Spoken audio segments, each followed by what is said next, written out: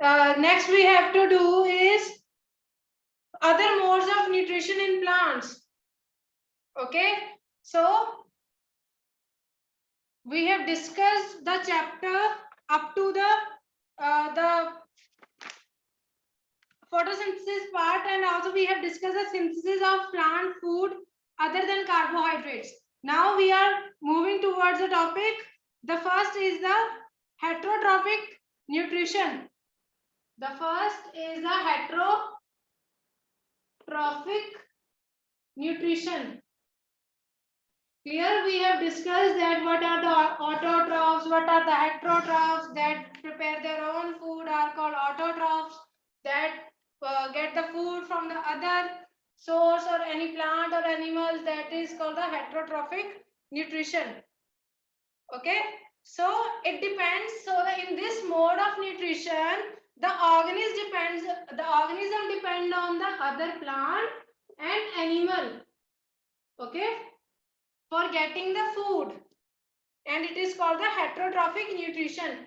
And the animals, the organism that show this type of mode are called the heterotrophs. Clear? Heterotrophs. So the main kinds of this heterotrophic plants is depending on how they get their nutrition. They can be divided into 4 groups. That the first is it is not the type of the heterotrophic. We are just taking the heterotrophic plants. Okay, we are not considering the animals here. Now we are just talking about the heterotrophic plants. Heterotrophic plants. Here, so the first is the parasitic. Okay, and the parasitic, and then the parasitic plants, and then saprophytic, and then symbiotic plants, and then the insectivorous plants, symbiotic, and then the insectivorous. Clear? So these are the 4 mainly types of the heterotrophic plants. So the first is parasitic plants. So what do you mean by the parasitic plants? That absorb the food from the other green plant. They get their food from the other green plant. Okay, I have given you the example of Cuscuta, that is amarbel. Okay, we also called it as dodder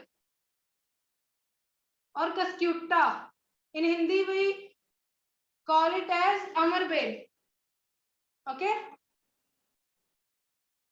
so here there is a host and a parasite. Clear? What is host? The plant from which they obtain food. Okay, there is a host from where the plant is getting its food. It is the host, and the plant who is getting is the parasite. Clear? These are the Cuscuta is yellow in color, but it get the so it can't form there is no chlorophyll means, so it does not prepare its own food. So what it takes the plant the food from the other green plant. Clear? उसको एक web की तरह उसको पूरा cover कर लेता है. And now next is the saprophytic plants, the plants that observe their nutrition, or they get their food from the dead and decaying matter.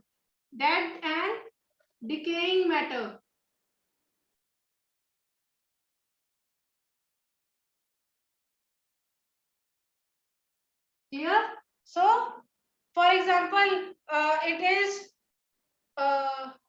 mushroom. example of saprophytic plants. Clear? So they grow in that place where there is a dead and decaying organic matter is there. Clear? So what they do, they convert the dead and decaying matter into sugar. Okay, then they use that sugar for making their food. Clear? So the next is symbiotic plants. में इसकी तो बहुत अच्छी example थी एक कि दो friends हैं, एक के पास घर नहीं है, एक के पास खाना नहीं है. So they will stay together. जिसके पास घर नहीं है उसको घर मिल जाएगा, जिसके पास खाना नहीं है उसको खाना मिल जाएगा. It is the most easiest example to understand the symbiotic plants. Okay, so what is the definition? That is symbiotic.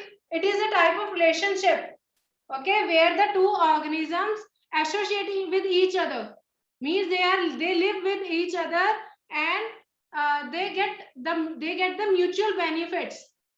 Okay, both the plants are beneficial and they get benefits. Okay, it is not like that एक का loss हो रहा है दूसरे को profit हो रहा है. No, it is not like that.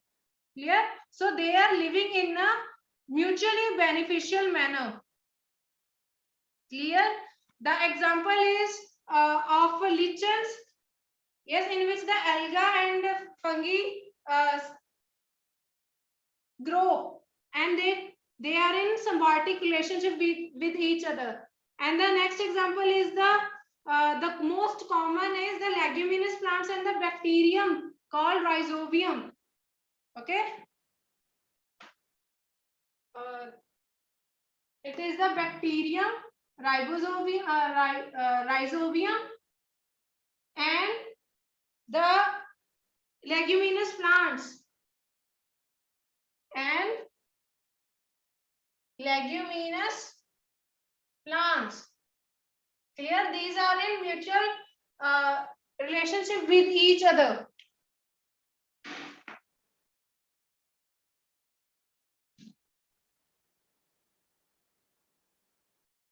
So what is happening? The rhizobium, that is providing it is helping in fixing the nitrogen. Clear? Because the plant does not take the atmospheric nitrogen.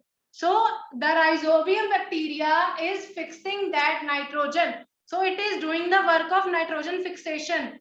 Then it will convert into the soluble form. It will be taken by the plant. Okay, plant does not get any nitrogen, any atmospheric nitrogen. It is 71% in the atmosphere. Still, it is not able to take direct nitrogen. So rhizobium bacteria is helping. Clear? It will convert the atmospheric nitrogen into a soluble form that is taken by the plant. Okay, and this leguminous plant, what is its function? It is providing nutrition. So students, I am just rubbing the insectivorous from here. Okay, and the bacterium, you also it is converting the nitrogen. Clear? It is helping in the nitrogen fixation, and the plant is giving nutrition to that. Okay, so it is clear to you all.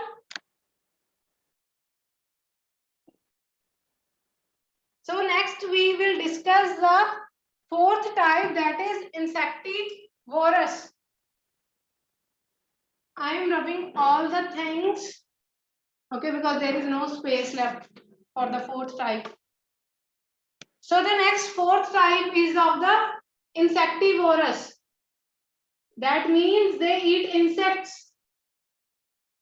Clear? Insectivorous plants.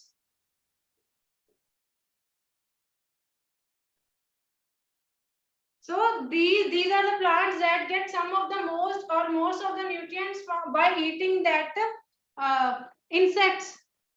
Okay, for example, we have done the example of a pitcher plant. There is a sticky material is there.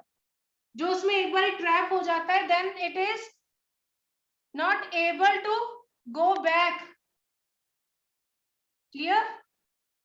Okay, now next is the how a nutrition. So we are talking about the picture plant. Yes. So we that example of this insectivorous plant is a picture plant. Okay. So in this plant, what is there? The leaf are modified to make a picture-like structure, and there is also a covering. Okay. When a insect will come, it will close. It will get closed. Okay. And the inside there is so many sticky hairs are there. These are the hairs. Okay. Which trap the legs of the insect, and it do not allow to climb it out, और उसको बाहर नहीं जाने देगा, and it will the insect will not go outside. Okay, and it is and that insect is also not able to escape. Clear? So there are hairs are present. It is sticky like material. Sticky hairs are helping to eat that insect. It can make it food, but it is getting the nutrients from these plants, and the nutrient that it eats the insects for completing the deficiency of nitrogen. Clear? So in order to fulfill the nutrient requirements, they trap the insects and the small animals and digest them. Clear? So next is saffrotroph we have discussed. The next is how nutrients are replenished in the soil. Topic 1.5. So there are so many nutrients that are required for plants, that is nitrogen, phosphorus and potassium, that is needed for the proper growth of that plant. If the farmer is growing the same field or same crop again and again, what will happen? Nutrients get replenished from that crop, okay, or from that soil. So what is there? So therefore the farmer add manure and fertilizers. Clear? So what are the manure? What is the difference between the manure and the fertilizers? The manure is that we get from the waste organic matter. Okay, that we get from the excreta of animals. Yes, and it is prepared in fields. It is prepared in industries. It is chemically based. It provides humus to the soil. Fertilizers do not provide humus to the soil. Clear? So manure also does not cause any pollution, or but the fertilizers at the some extent it will damage the soil. Clear? So there are advantages of manure over this fertilizers, but there are some nutrients that are not there in the manure, or it is present in less amount. Okay, but these fertilizers are nutrient specific. Clear? These are the nutrient specific, means if we want to, if the crop needs nitrogen, then we will provide a new the fertilizer that is rich in nitrogen. Clear?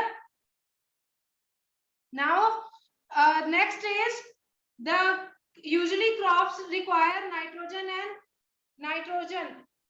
उसके लिए सबसे ज़्यादा important क्या है? Nitrogen. So nitrogen is needed to form the proteins. It is also required for making the proteins. So अगर क्या होता है, अगर वो हार्वेस्टिंग अगर कोई क्रॉप उन्होंने ग्रो की फार्मर ने, then it will happen, the nutrient get replenished from the soil, nitrogen खत्म हो जाएगा. Then what the farmer do? He will take the help of the rhizobium bacteria. Okay, there is a bacteria that is present which is helping in the nitrogen fixation that we have discussed, that it will convert the atmospheric nitrogen into the soluble form. It will convert the nitrogen into the soluble form. Here, because the plant does not take direct nitrogen, so this bacteria will help that plant. Clear? So what are the leguminous plants? It is present in the leguminous plants. The pulses, pea are the examples of a leguminous plant. Clear? On the same way that we have discussed in the symbiotic relationship, that in return the plant provide the shelter and the nutrients to the bacteria. Clear? Next is, at the last of the chapter, it is given that can we say that the insectivorous plants are partially heterotrophs? Yes, because it is getting the food from the, and it is making its own food also, and it is getting the specific nutrient, that is nitrogen, from that insects also. Therefore it